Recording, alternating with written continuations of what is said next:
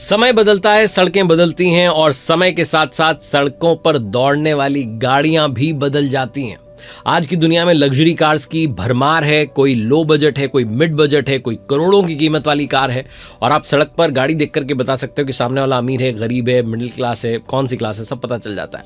लेकिन एक समय ऐसा भी था जब हमारे देश में नुक्कड़ की दुकान चलाने वाले जो शर्मा जी हैं, उनके पास भी वही कार थी जिस कार में प्रधानमंत्री जी, राष्ट्रपति जी जो है ट्रैवल कर रहे थे। ये कहानी उस कार की है जो एक समय में स्टेटस सिंबल थी लेकिन आज गायब हो गई। एम्बेसडर की कहानी है। एम्बेसडर जिसके बारे में कह रहे हैं कि फिर से वापसी कर सकती है। एम्बेसडर कार जो कि एक पीक पर थी, इंडिया के मार्केट में सबसे ऊपर थी, वो कैसे गायब हो गई, पटना में ऐसा क्या हुआ जिसकी वजह से डाउनफॉल शुरू हुआ, पूरी कहानी डिकोड करते हैं। आप देख रहे हैं दुनियादारी, मैं हूं आरजे कार्तिक। हिंदुस्तान मोटर्स ने 1958 में लॉन्च की थी एम्बेसडर कार, जो सिर्फ एक गाड़ी नहीं थी, ये शान थी, सत्ता की पहचान थी, भारत की धड़कन थी। सफेद रंग की एम्बेसडर, ऊपर लाल बत्ती, सरकारी काफिलों की शान हुआ करती थी। काली एम्बेसडर अक्सर सेना के अधिकारियों के पास होती थी। पीली और नीली एम्बेसडर जो है वो टैक्सी स्टैंड की रानी होती थी। 60 और 70 के दशक में ये कार भारतीय सड़कों की बादशाह थी। हर साल करीब 24,000 कार्स बिकती थी। उस समय इसे स्टेटस सिंबल माना जाता था। प्रधानमंत्री इंदिरा गांधी जी से लेकर के इंद्र कुमार गुजराल जी, पीवी नरसिम्हा राव जी और अटल बिहारी वाजपेयी जी तक सभी ने अपने कार्यकाल में एम्बेसडर को ही चुना। लेकिन 1999 में एक घटना ऐसे घटी जिसके बाद प्रधानमंत्री के काफिले से कार लगभग गायब हो गई। अटल बिहारी वाजपेयी जी उस समय पटना के दौरे पर थे। जब वो एम्बेसडर कार में बैठने लगे तो जो दरवाजा था, जो कार का डोर था, वो जाम हो गया। जो सुरक्षा कर्मी थे उन्होंने काफी कोशिश की लेकिन कहते हैं कि दरवाजा नहीं खुला। आखिरकार उन्हें दूसरी एम्बेसडर कार में बैठकर जाना पड़ा।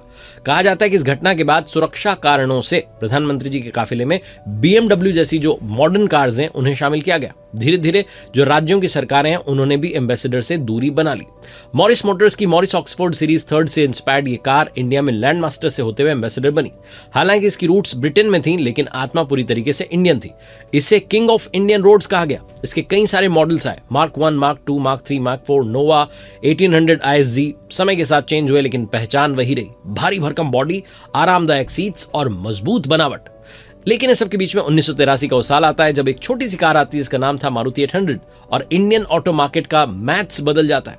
फिर 90 के डेकेड में फॉरेन कंपनीज आती हैं, नई टेक्नोलॉजी, बेहतर माइलेज, मॉडर्न डिजाइन। एम्बेसडर की बिक्री गिरते चली जाती है। जहां कभी 24,000 कार साल की बिक रही थी, वहां 2013-14 तक आते आते ये आंकड़ा सिर्फ 2200 रह जाता है और फाइनली 2014 में तो इसका प्रोडक्शन ही बंद हो जाता है। 1980 से 1981 के दौरान एम्बेसडर कार के पास इंडियन ऑटोमोबाइल मार्केट का 71% मार्केट शेयर था, जो 2014 आते आते ड्रॉप होकर 1% से भी नीचे 0.12% रह गया। उसके बाद तो ये कार दिखनी ही बंद हो गई। करीब 5 डेकेड तक, लगभग 50 साल तक इंडियन ऑटोमोबाइल मार्केट में राज करने वाली एम्बेसडर कार का इतना बुरा हाल कैसे हुआ? टेक्निकली जो है ये एडवांस नहीं हुए, तकनीकी पिछड़ापन था, बढ़ती हुई कंपटीशन थी, बदलती कंज्यूमर प्रेफरेंसेस थी और मैनेजमेंट के इश्यूज थे। इन सारे रीजंस ने मिलकर के एक टाइम की किंग ऑफ इंडियन रोड्स को धीरे धीरे मार्केट से बाहर कर दिया। 2017 में सीके बिरला ग्रुप ने एम्बेसडर ब्रांड को फ्रांसीसी कंपनी को लगभग 80 करोड़ रुपए में बेच दिया। तब से नाम इतिहास बनकर रह गया या शायद इतिहास लौटने की प्रतीक्षा कर रहा है। 2026 की शुरुआत में सोशल मीडिया पर फिर से एक बार ये चर्चा आई कि क्या एम्बेसडर नए अवतार में लौटेगी। कई वेबसाइट्स तो इसके फीचर्स तक गिनाने लगी, लेकिन सच्चाई है कि अब तक कंपनी की ओर से कोई भी ऑफिशियल अनाउंसमेंट नहीं हुई है। इसलिए फिलहाल सिर्फ और सिर्फ इंतजार है।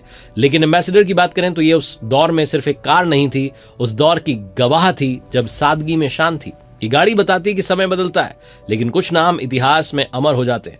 क्या एम्बेसडर फिर से लौटेगी? क्या भारतीय सड़कों पर वही भारी भरकम शान दिखाई देगी? ये तो आने वाला टाइम ही बताएगा।